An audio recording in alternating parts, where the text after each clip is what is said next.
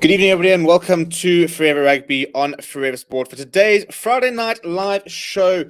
First one I've done in a while, actually, I think. And basically, on Friday nights, what we sort of tended to do in the past is to just sort of do a bit of a Q&A and sort of wrap up the week. And unfortunately, due to some pretty big football news during work today, we haven't been able to put out the previews for tomorrow's Currie Cup clashes. So first of all, a big apologies for that. But we will be live for all 3 days. Three games tomorrow for the Currie Cup as we wrap up and sort of head towards the playoffs next weekend, semi-finals next weekend, followed by the final. We've got quite a lot to talk about tonight. First of all, we'll talk about the Currie Cup tomorrow. We'll talk about the games and the teams that have been announced. We're going to be talking about the United Rugby Championship and the fact that the fixtures have been released, as well as the fact that the Springbok players will not be available to their teams for the first couple of rounds of the URC. We'll talk about the fact that certain games of the URC are actually being shown on free-to-air services. So we'll talk a little bit about how you can potentially watch these games for free. I can also talk to you about the fact that with using ExpressVPN, you can actually watch both South Africa versus Australia games for free, in inverted commas, as well. So we've got quite a lot to sort of get through. And I've had a exhausting day, but a very, very good day. But yeah, we'll talk about that in a minute. So in the meantime, get in the chat. Let me know how's your week been? How's your Friday night going? Where are you watching from? What are your feelings on the URC or the Rugby Championship? Anything you want to talk about? Anything you want to ask me? Get that in the chat because Friday night's a bit more of a sort of not much news really happens on a Friday usually. So when we do a Friday night show or even a Sunday night show, if there haven't been a lot of rugby, it'd be sort of try to do a bit of a Q&A sort of session, and we can't talk about what you guys want to talk about because during the week there's usually a lot more news going on. And we sort of let that sort of guide us. But before we sort of get stuck in stuff like that and give you guys some time to get into the comments, stuff like that, of course, as usual, we have to say a big thank you to Manscaped, who are currently supporting the show. Manscaped is the number one brand for the men's below-the-waist grooming tools and have got over 2 million people worldwide, 2 million men rather worldwide, who trust Manscaped.com. You can get your hands on the latest Lawnmower 4.0, which is the latest in men's groin grooming with big standout features such as wireless charging, skin safe technology, an LED light, and it's also waterproof so you can make shower time the best time of your day. You can go and check out manscaped.com and get 20% off as well as free shipping worldwide using the code FOREVER. So go and check out the website. Please do go and support them.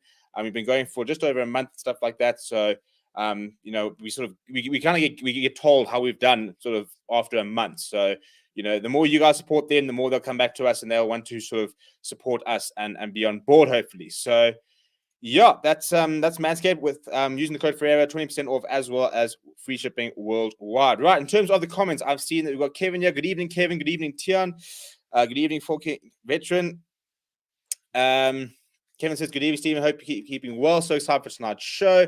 Tian says, I hope you're having a good day. Yeah, I've had I've had an exhausting day, to be honest. Working for a company which sort of specializes in football and having Cristiano Ronaldo come back to Manchester United means that best believe we just had a manic day, absolutely manic. It was crazy. It really was. So I'm pretty exhausted actually from the afternoon of busy churning out graphics and or stories and stuff like that. So it's been a long day. It's been a very, very long day. In fact, the footballing world has just gone mad over the last sort of day or two. So it has been quite a long week. So that's why I thought we'd just do quite a casual. I don't think we'll do a particularly long show tonight. But we'll just do a very casual sort of chat about things and look at the URC, look at a couple of things which was floating around. Obviously, no Rugby Championship this weekend. So we don't have too much to talk about with regards to that. But in a week's time, we will be able to talk about the All Blacks versus Australia, and we will sort of be able to start talking about the rest of the Rugby Championship, Currie Cup semi-finals, and we can sort of get ourselves geared up. So it's a bit of a nothing weekend-ish, because there still are 2 very big games tomorrow with the Griquas and the Pumas both playing for a spot in the Currie Cup semi-finals, as well as the Western Province also sort of playing for their lives. They'll know what they have to do by the time they hit the field tomorrow, but a very big game for them. So Tim Vandenberg says, Bulls versus Leinster, Sharks versus Munster, talk about a trial by fire. Oh, well, yeah, when we go to the fixtures, there are some cracking. And as a Lions fan, we couldn't have gotten a nicer opening fixture, to be honest. And I think we need it. Sean O'Farrell says, I'm happy that the fixtures that are out, Leinster versus Bulls, should be a cracker, the same as Munster versus Sharks. And Katie Dixon says, hey all, hope you're well. Hi, Stephen. Good evening, Katie. Hope you're well. Hope you've had a fantastic week. And Sean O'Farrell saying Leinster will be using the Aviva Stadium for the first few rounds of the URC. Well, that's quite cool. So trying to decide where I want to start. Where do I want to start? Let's start with the URC, I suppose. Let's start with the URC. So the fixtures were released today. We sort of heard about draft fixtures, and we sort of heard about the fact that the SA sides will be away from home for the first couple of rounds, and that has been confirmed. The first round where the SA sides will be at home will be on the 27th of November. Those will be the first home games for the South African side. So we've got until the 27th of November to sort our nonsense out in this country, get as many people vaccinated as possible, get the stadium sorted, and hopefully come the 27th of November, it's literally, in August, it's literally 3 months today. And I think it's a Friday. It's a Saturday, I think, is the 27th of November. Yeah, so it's literally 3 months' time. I could be in a stadium. I literally could be in a stadium. We could be doing Lacanyo live watch along, crossing to Stephen at Emirates Airline Park. That's what we could be doing in 3 months' time if we can try and get ourselves sorted by then. So, yeah, I got my first jab on Monday, so I'll be fully vaccinated by then, which will be quite cool. Hopefully, we can get into stadiums, and that's where I really want to start sort of taking this up a notch. You know, as much as the live watch alongs are awesome, I want to take it that step further and be able to cross to people in the stadiums. I want to do fan cams. I want to do vlogs, and you know, for people who've never been to Emirates Airline Park, go and show you what a game is like at Emirates Airline Park. Then go on the move. Go down to. I never actually watched a game at the Cape Town Stadium or Newlands. I never watched a game at Kings Park.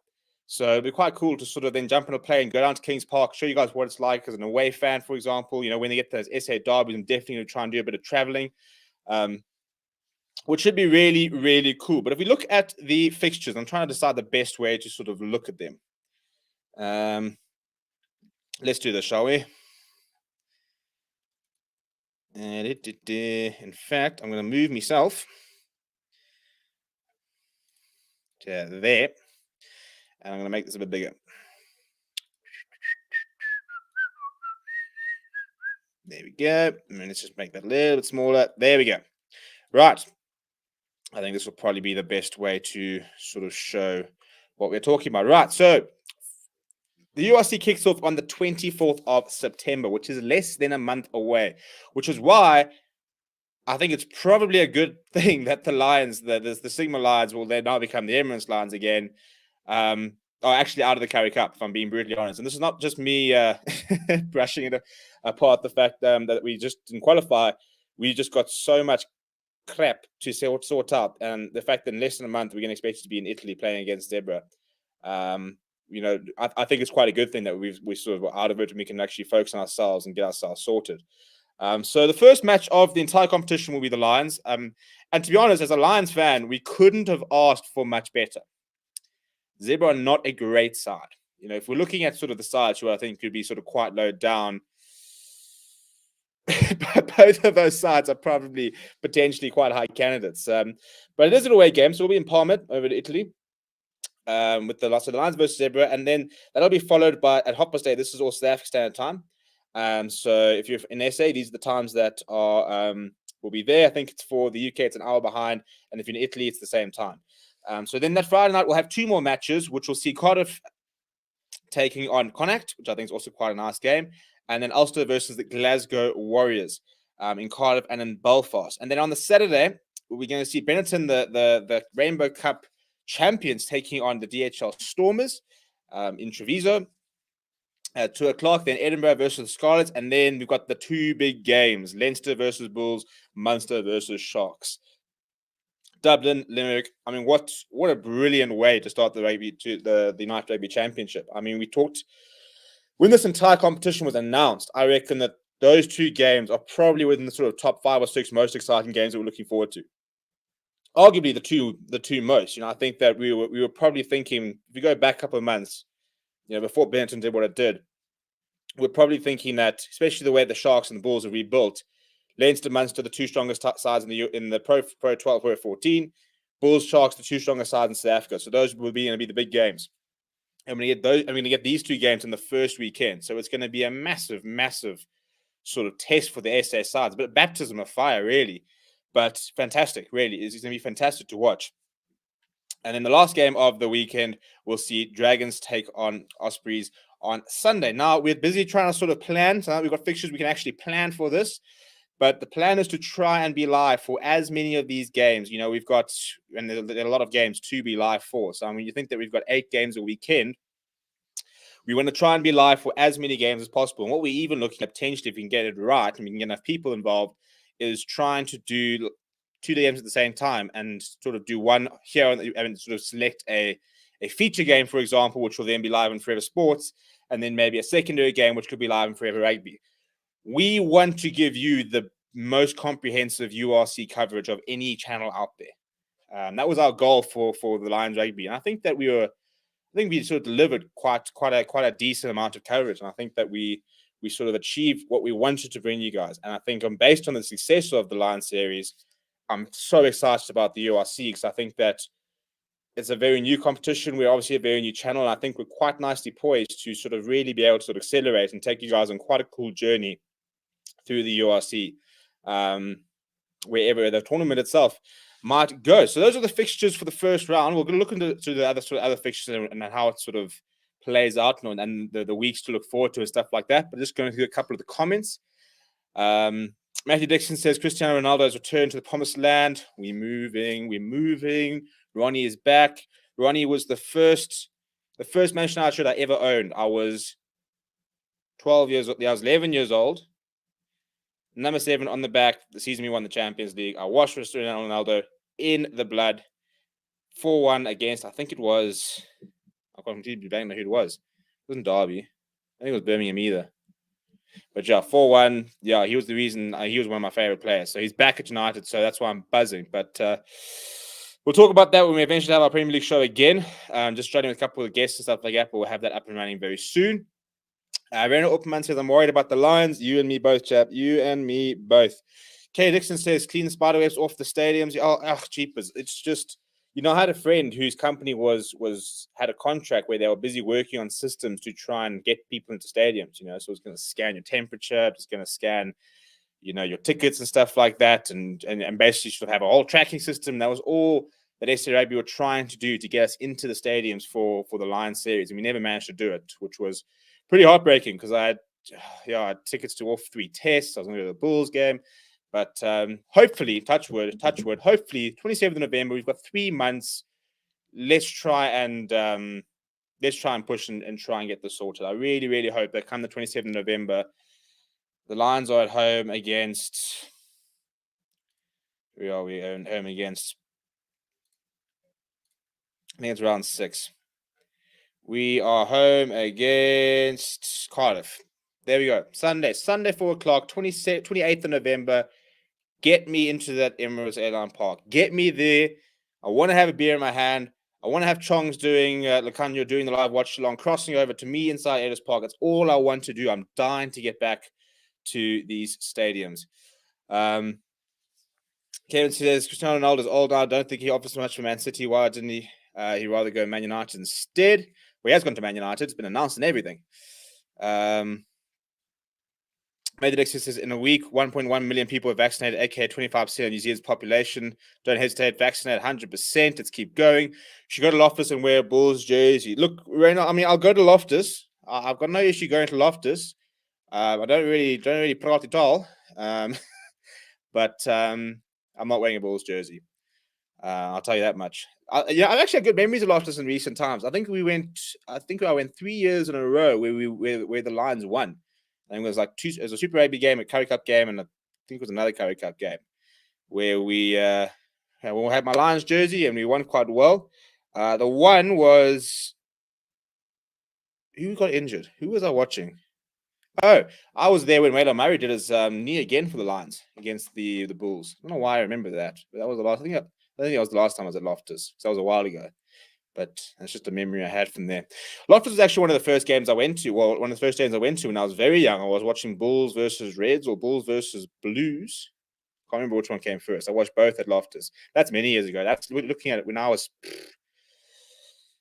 11, 12, so 2007, 8, I think was probably the first time I was at Loftus. But so yeah, I mean, I've been going to Loftus since 2007, 2008. Been going to Emirates Airline Park since probably before then, and I haven't gone to Kings Park and I haven't gone to Cape Town yet. So I need to get on the road.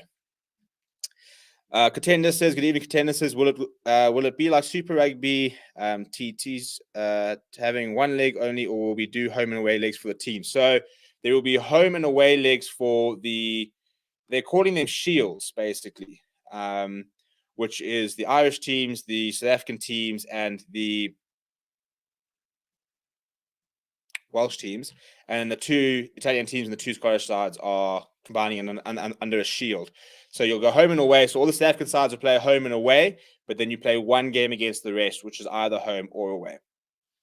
So that's how it's all sort of working, and it's all going to be into one combined big table over there. So you see, you've got an Irish conference, we've got a Welsh conference, we've got a Scottish Italian conference, and then we've got a South African conference. These are the shields that they were talking about. And then we've got the full table. Yes. So yeah, that's how it's going to work. It'll take a while, obviously, before we sort of know exactly what's plotting overall. But yeah, we'll carry on with the fixtures tomorrow. I just want to go through all the rest of the comments. Greg Game says, forget about PSG and FIFA 22. Man U, oh yeah, we're moving in FIFA. Mike Cameron, thanks for what you do, young man. It's an absolute pleasure. Thank you for keeping me company. Kerry Dixon's going all in on the beers, the whiskey, and the ruggers. Rainer says, SA team's biggest latest signing, Sharks, Bongi, Stormers, De Jong, Bulls, Goose, Kutsia, Lions. That's so true. It is true, unfortunately. Look, Ivan van Rooyen was talking about the fact that we have to bring in players. And, look, I don't think he's going to be there to bring them in. But the Lions have to bring in players. There's no doubt about that. So we will see Lions players coming into the Lions. We don't have a squad for this competition. We just don't. As to the type of caliber of players we can bring in, I'm not sure. But we will be seeing players come into the Lions. I think we will be seeing players going to the Stormers. I don't know how many more players we can really see going to the Sharks and the Bulls, but no, don't write them off. Graham says, going to be an interesting competition. Yeah, I'm really looking forward to it. I think it's going to be a lot of fun. I'm very, very keen. I think what I'm most excited about is to watch it's games like this, Cardiff versus Connacht, where I don't really know a lot of the players. Obviously, I know the international players and a couple of players here and there. But I'm going to be lying to you if I can sit there and name the Ulster 15 and the Glasgow Warriors 15. But, by the end of the tournament, we probably will be able to do that. So suddenly I'm going to be able to sort of know another 12 teams really, really well. So that when we play against Wales, when you play against Ireland, when you play against Italy, when you play against Scotland, you sort of know these players a bit better. So it's going to be quite difficult to sort of keep up with Super Rugby next year and this and the Premiership and top 14. But I'm really looking forward to see more players and sort of understanding how each nation really sort of plays their rugby at club level and how we kind of sort of see that translation to internationals. So it's going to be a nice learning experience for everyone, I think. Kevin says, I'm so glad Springbok will call up Sharks come off with great Sharks number 9s. Oh, but I've been saying this for a while. The Sharks are just hoarding. They are hoarding. It's the third Sharks scrum off in the blooming Bok camp this year. And Grant Williams is a fantastic player. I really, really like Grant Williams. I mean, whether he should be there right now, I'm not convinced. I think he probably hasn't played enough games to get there, but I think that they're very, very, very sort of. I think they're quite wary of the fact that Clovis Reinach is fine. Fat Clerk should be back. Herschel Yankee should be back. So he's not going to play. Is Grant Williams at this stage? The plan is for him not to play. So I think it's a case of sort of blooding as many youngsters as you can, getting them in the setup so that when there are injury issues like we did see, they're ready. But I really like Grant Williams, and I think that I'm surely you've got to look at this side over here, the Lions. Surely they're looking at Sharks thinking that they cannot use all four of those scrum offs. They cannot have Jaden Henderson, Grant Williams, Snell Nahamba, as well as Cameron Wright. Now, Jaden Henderson is out for a while, which makes life easier, I suppose, as a Sharks selectors, because they don't have to worry. And for example, the Springboks. So the Springboks players will not be available for the URC until round 7, which is the beginning of December, after the November international break. So basically, and this was according to, I think I saw this on Jared Wright's Twitter, the fact that the Springbok players will not be available for any games until this December round, the sort of first rounds of December, after those November internationals. So For example, the Sharks won't have Grant Williams, and Stormers won't have Herschel Yankees. And in many ways, I suppose, in that sort of regard, the Lions are probably the best sort of settled team in terms of they just don't have any players missing. Bulls have got a couple of players missing. Stormers have got a lot of players missing. Sharks got quite a lot of players missing. But it's quite detrimental, I suppose, the fact that they're going to have potentially 6 or 7 rounds. I think they might be available for 7th round. I'm trying to find the tweet here.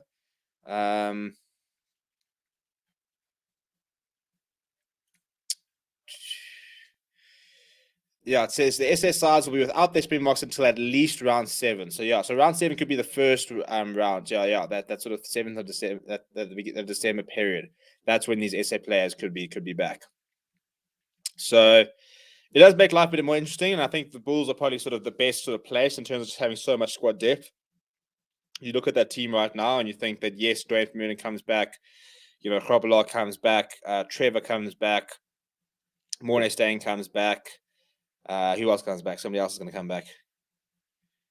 I think that's it, really, actually, because Marco Verstappen isn't coming back.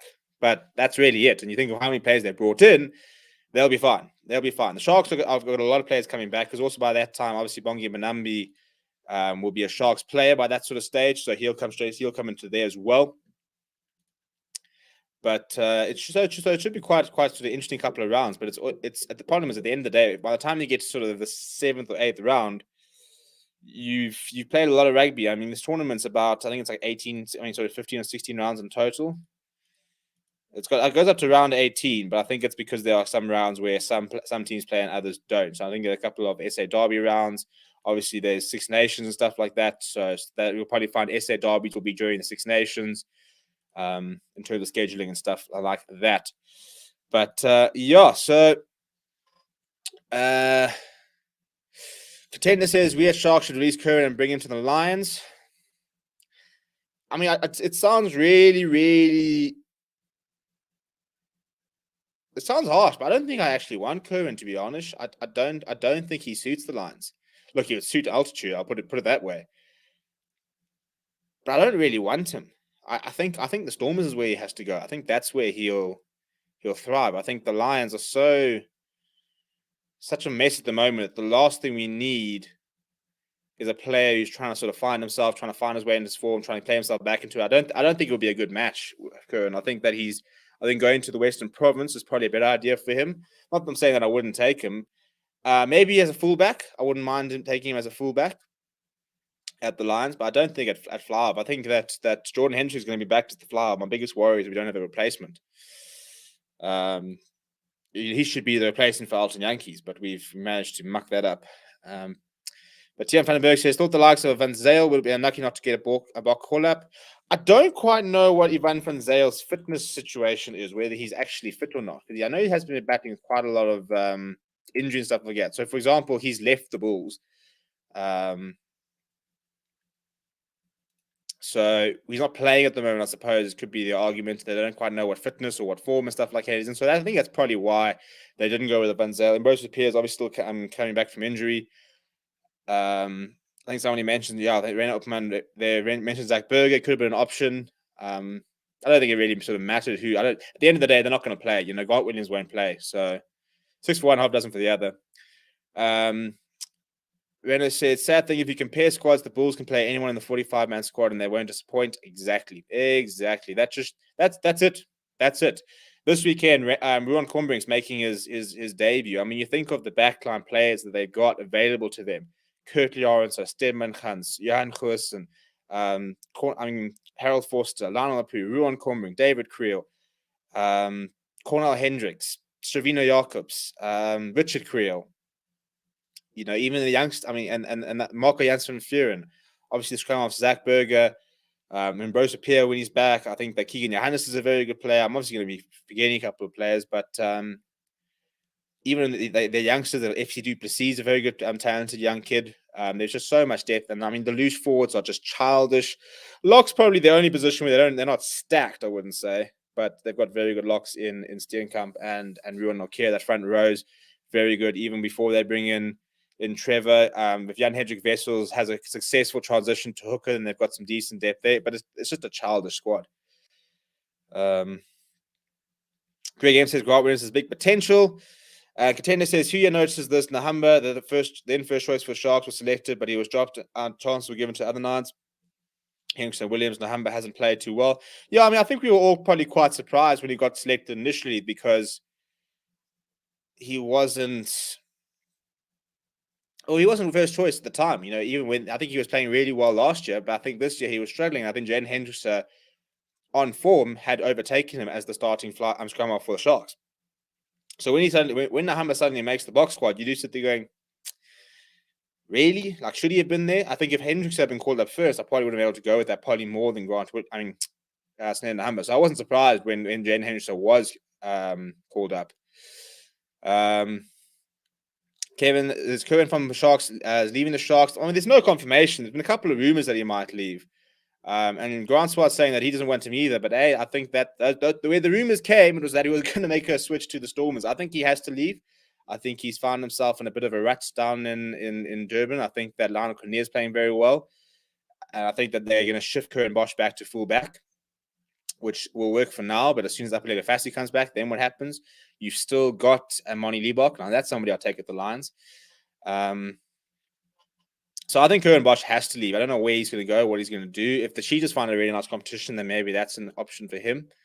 But yeah, I just think he needs a fresh start. Sean Farrell says Zebra might not be the best side, but 1 year Leinster had only 3-0 in Italy. Look, I mean, I don't think I'm predicting us to beat them, to be honest. I don't think the Lions will beat Zebra first up, but I'd far rather be taking on Zebra than Munster or Leinster. So, but yeah, I just don't think the Lions are going to do very well, and I think we're going to catch a pretty rude awakening quite quickly. Lions should get 3 to 7 old boys in the squad like Ruan Pienaar, France Day, and people like that. I mean, I think we do need experience. I wouldn't say no to Ruan Pienaar. Obviously, France Day would walk into the side, but I just want us to go and make big name signings. I want us to go and say that we've gone and signed Rohan Janse van Rensburg. We've gone and signed Rickers Pretorius from the Western Part. Like if the Edwin van der Merwe deal goes through, that's a big signing. But I mean, we've let Courtney Kosan go without any reason, and now we're going to be bringing in Edwin van der Merwe, which to me is kind of counterproductive. You let a world class player go, you're bringing in nice potential, but I want a big name. And obviously I'm not saying that France Day and Roman Pienaar aren't big names, but I'd like us to go and make a big sort of statement signing. Like Sharks have made statement signings. Stormers are keeping big players. For me, that's a much of a statement in themselves. But Bulls are making statement signing after statement signing, and the Lions have brought in Fred Zeilinger. No offense to Fred Zeilinger, who was fantastic at fullback the other day. It's not bringing Jan Clausen back. It's not bringing Mongi Manambi to Durban. It's not, if they can, keeping Peace at the toy, bringing John de Jong back. It's a statement signing. We haven't made any statement signings. Willem Alberts is not a statement signing. Danny Duplessis was not a statement signing. Take Blue and Bismarck Duplessis. Now, that could be a decent signing because we just don't have a hooker. But, yeah, it's a problem. That's a problem. What's the point of our box will only play from week 7? So the problem is, Albie, is that it's not supposed to be like that. The idea of the URC is that it will not run during test windows. The Rugby Championship has been delayed because of the Lions series and because of quarantine and stuff like that. And then because of quarantine and stuff like that, we can't. So, for example, if it wasn't for quarantine and restriction stuff like that, the second round is on the 1st of October. So that's the last round of the Rugby Championship. So in theory, your players could be available from the next week if there wasn't quarantine and stuff like that, all those issues, but they are. So moving forward, in theory, it won't be a problem. In theory, I think that the test window, the whole point of the URC is that's not supposed to run through test windows. Your November test window, your April tour test window, stuff like that for the Six Nations, stuff like that. That's the idea at this stage, which is why it will start quite early and finish quite late. But the reality is, with the current situation, that we wouldn't be able to sort of avoid it. And I think that, yeah, it's just the quarantine issues and having to join team and stuff like that. So it's not a great situation, but I think the plan is sort of from next year, once hopefully touch wood, we were saying this last year, but hopefully touch wood next year, we're back to normality and we don't have to worry about quarantining and isolating and stuff like that. In theory, the box should be available for all the rounds. I think that they're trying to work towards a schedule where that will be the case. It's just not possible in the current conditions. Contender says we could do our version of the Barris, Dan Dupree, Johnny Dupree, and Rob Dupree. I mean, it's not quite the same, is it? No offense to the Dupree brothers, but hey, those Barretts are good. I mean, Rob Dupree is someone who's never just really sort of stepped up, isn't it? Jet Gaming Clinton says, what is happening with the Cheetahs? Did they get a new tournament to take part in? Nothing confirmed. It sounds like they will be in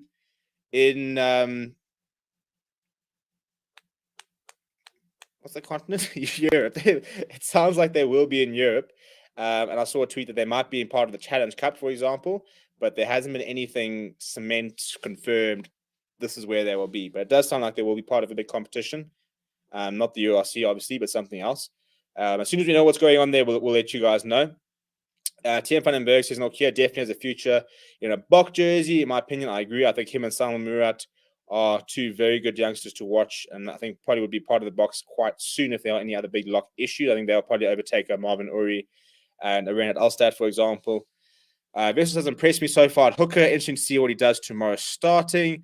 Yeah, I think that the biggest problem with him is that he can't really scrum at prop.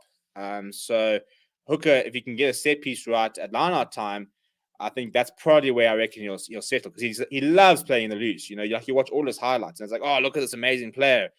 And it always makes me laugh when at schoolboy level you look at this guy's gonna be the next big thing, and you're watching a props highlights and it's him hitting a gap and him on a break and him making a big tackle. Like not to say those aren't important, but you know, as me and Lacania will always talk about, your core function as a prop is to be able to scrum. You know, you look at France and Herman, that man's not hitting a gap. You know, he'll make big tackles, but he's not going to make a tower tackle. He's not hitting a gap or handing somebody off and going over for the try in spectacular fashion, but he can scrum.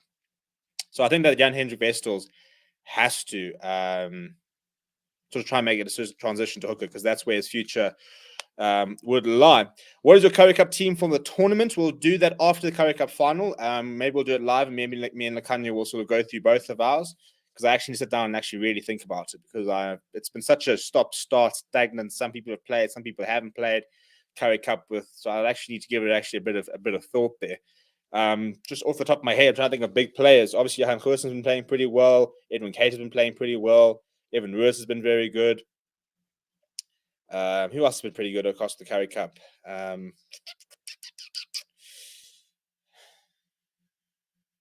Quite a few players. I mean, I can name a couple. I just don't want to sort of be that person, then leave out some obvious ones. But yeah, we will do a Currie Cup team of the tournament. Don't stress. We'll do that the next week will be the semi-finals, then will be the finals. So the following week we'll then do a Currie Cup team of the tournament. Matthew Dixon says, I would like Cohen Bosch to go to France. I think it's a decent idea. Grant Swart says, I'd rather welcome Lionel Cornier back. Lions try and get 2017 back. Don't play with my emotions. You know, I don't think I would know what Ronaldo's come home. So what are we going to do? We're going to bring Malcolm Marx home. We're going to bring Franco Mostert home. We're going to bring Faf de Klerk home. We're going to bring Ruan Janssen van Rensburg home. Who else are we bringing home? We brought Jack Creel home, I suppose. But he hasn't freaking played for us yet. So that's been a bit of a disaster signing.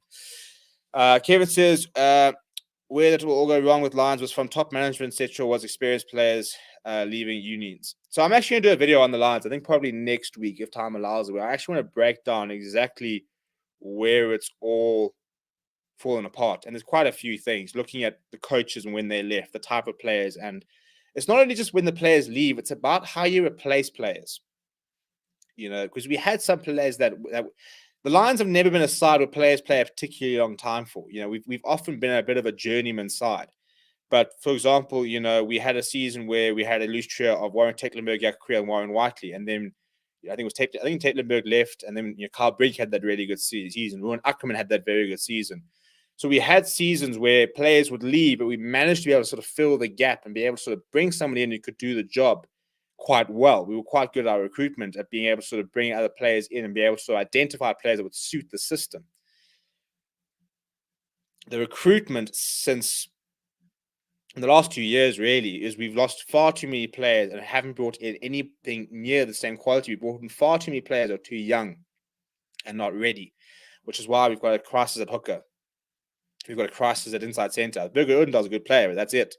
You know, I think Locks we're really struggling at. Front row, we don't have much depth. It's just all gone particularly pear-shaped, as well as then obviously the coaching staff who are incredibly inexperienced and haven't managed at this level at all. So lots of changes there, but I'm going to try and do a video next week when I'm trying to break it down and sort of discuss exactly where it's gone wrong and how we can try and sort of fix it. Grant Swart says, would have to be a significant gap for Francois Herbert to go through. Yeah, look, he's not exactly squeezing through between too many players, is he? Do you think Kobola will get any game time in this rugby championship? Well, if he does, it'll have to be the first 2 Australian games, and I don't think so. I'll be very surprised. I think we'll see Dweba and Bongi probably in the next game. One of the Australian games we're going to have to not sacrifice. We're going to have to play a bit of a rotated side. So we'll see Bongi and Joseph Dweba in, I think, that rotated side, and then we'll see Malcolm and probably Bongi in the other game. That's sort of my gut feel. Against New Zealand, you're going to see Bongi and Malcolm. And the way he's playing, I think you probably have to start Malcolm Marks as well. But I think that Kobola is a very nice player for the future. And it's good to see that he's getting some game time. Not that our hookers are particularly old. I think Bongi Manambi is the oldest one of them. And it's not like he's ancient. He's 30 years old, so he'll be around. So it's a tough position to try and get into, is hooker. But that's the United Rugby Championship. That's what the plan is. So we'll sort of, now that we've sort of know we've got a bit of a plan, we've got fixtures, we've got something to work towards, we're going to start packaging and preparing our coverage and exactly what we're going to try and do. Hopefully teams of the week type things, 5 things learned, all those sort of standard videos, try and do that. But then, I mean, the amount of content we're going to try and bring you, I mean, it's 8 matches a weekend. So we could be talking about 8 previews, 8 reviews, press conferences. I'm trying to get into as many press conferences and mailing lists as possible, so I can try and bring you guys more than just the Sharks, Bulls, and Stormers press conferences. Bring you guys the Connacht press conferences, the Scarlets press conferences. Bring you some Italian press conferences. That's what we're going to try and do. I can't promise because I can only do what they allow me to do, but I can promise that I'm going to try my best to make sure I can get into as many press conferences and stuff like that as possible, and then you guys will obviously have access to it. So in terms of the Currie Cup, this is the Currie Cup situation tomorrow. So the first game up is the big game. It really is the big game. It's Griquas versus the Pumas that are fighting for that semi-final spot. Look, and they could both make the semi-finals in theory, but it would require Sharks to do them a very big favor. So basically, the Griquas and the Pumas are playing a quarterfinal, because if whoever wins that match tomorrow will be in the semi-finals. That's a given. So that game at Hoppers 2, which Sean Goosen will be back on the channel and he'll be taking you through that. That's a quarterfinal. Whoever wins that game, they go into the semi-finals. And I'm almost hoping that the Sharks put on a display tomorrow and both the Griquas and Pumas get into the semi-finals. I think they both deserve it a lot more than the Western Province do. Certainly a lot more than the Cheetahs and the Lions do. So I'd like to see both those teams in the semi-finals. I think that they've pitched up, they've improved, they've made their chances count. They've had some really good individual performances from players. I think something like Eddie Fischer is playing really well. Edwin Kate is playing very well. I think the halfback pairing from the Griquas of Stefan Ungara and George Whitehead are playing really well. So I hope that they both get into semi-finals. They deserve to be in the semi-finals. The second game of the afternoon will be Bulls versus the Cheetahs. That will be at 4:45. I'll be live with you guys for that one, and then I'll be live with you guys for the Sharks versus Province. That kickoff is at 7 o'clock. Big game for the Western Province, and I think it would be quite telling in many ways if they don't make the semi-finals. Them and the Lions, both URC teams, not making the semi-finals. But I don't think the Western Province have played well enough to warrant being in the semi-finals. I think if we take away that 5 points that they got against the Bulls right at the beginning of the season, which I don't think they would have gotten had the Bulls not been overseas in Treviso, you take 5 points away from the Western Province, or even you take 3 points away if they've gotten 2 losing bonus points, and they're sitting on 27 points, which I think is probably more reflective of where they've been. I think the Western Province Cheetahs and the Lions have been pretty appalling. And look, I know that Western Province have got 5 wins. But as I said, one of them was against that Bulls side, and I think that they lost against the Griquas right at the end at home. They drew against the the Pumas. The Lions, one of the only 2 victories the Lions had was against the Western Province. So I don't think that they've played well. And they got hammered by the Cheetahs. Or the Cheetahs? I just don't think the Western Province played well. We know the Lions and the Cheetahs have been terrible generally, but I think that the Western Province haven't been good and they don't deserve to be in the semis. So I'd like to see both the Griquas and the Pumas get there. Obviously, the Bulls and the Sharks tomorrow, they're playing for top spot. The Bulls need 2 points. So a victory tomorrow or 2 losing bonus points will guarantee them a home semi-final and home final. The Sharks have already got a home semi-final. So tomorrow it's all about for them, can they get that top spot and try and get a home final, which I think is quite important for the Sharks. I think if they had a home final in the beginning of the year, it might have made life a little bit more interesting. So those are the games tomorrow. The log's pretty open for those top three. We've got the Western Province on 30 points. We've got the Griquas on 33 points and the Pumas on 32 points. So, if for example, the Pumas win and the Griquas get 2 losing bonus points, then the Western Province have to go and win by a bonus point victory against the Sharks and big victory to try and get their points difference up as well. So it's a big job tomorrow for all the teams to do, but I'm very, very, very exciting to see how it all goes. But it's just, it's not a Currie Cup I'm going to remember for a long time. I think it started off quite nicely, and I was quite excited about it. And I have to go back and look at one of the videos where I said, put my cock on the block and said that this is going to be one of the best Currie Cups we've seen in a long time. And it kind of just fizzled out with all the COVID issues and injuries and stuff like that. So it's frustrating, it's sad, but hopefully we can sort of finish with a bit of a bang. We're going to sort of finish up in a couple of minutes. I'm going to go through a couple of comments and we'll kind of end it there. Going to try and get some sleep after this very emotional day with good old Ronnie coming back to Old Trafford. Good evening, Session says. Clinton Jacob says, easy while we're winning. Sharks take the Currie Cup this year, says Session. Happy for the info fan, love the work. Thank you. Pumas are better than the Griquas, he reckons. The match will be epic. Kevin says, if Western Province make, they were lucky. Sasha said they played way better than the Province and the Lions. Agreed. How will the semis look? Well, at this stage, right now, it'll be Bulls versus Pumas and the Sharks versus the Griquas. Obviously, that's going to change tomorrow, or could change. Could stay the same. But yeah, I think that I just want to see those two teams in the semifinals. Province has been very average this season.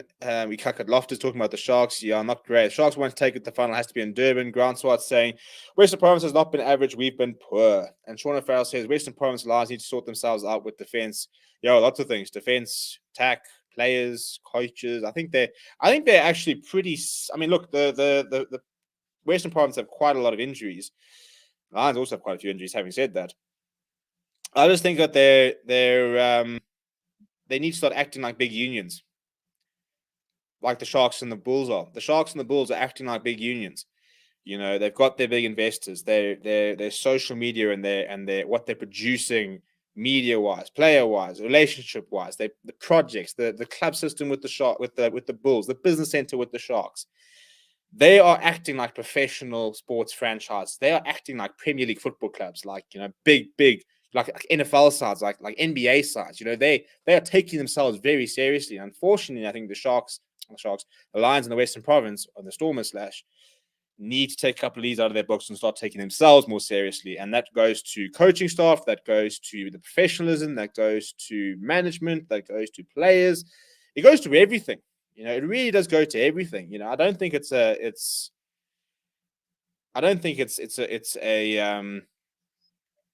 coincidence that you've got Sharks and the Bulls who have got very big, get vaccinated, get into the stadiums, big campaigns, stuff like that, taking a stand and sort of and being very cooperative and being sort of very out there and trying to sort of encourage sort of these habits. And we haven't heard much from the Western Province and the Lions, who are sort of pretty sheepish at the moment. Not much communication, just nothing much needs to be going on really, apart from like the bare minimum. And it's kind of almost how like they're playing, isn't it? When they get onto the field, you're not seeing these brilliant one-off performances. You kind of seeing the bare minimum. Look, there are some players who are trying.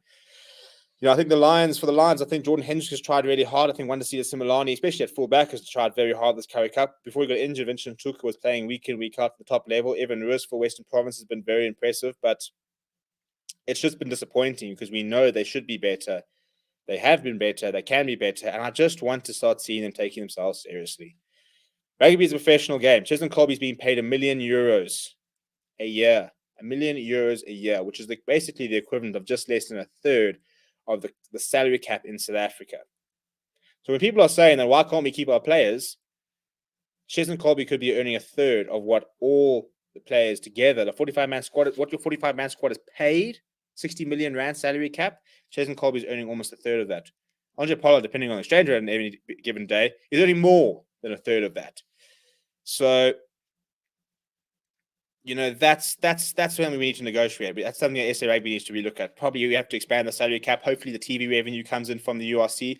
But before I do go, actually, because I did promise you I was going to talk about it, the URC has gotten agreements with a couple of free-to-air broadcasters.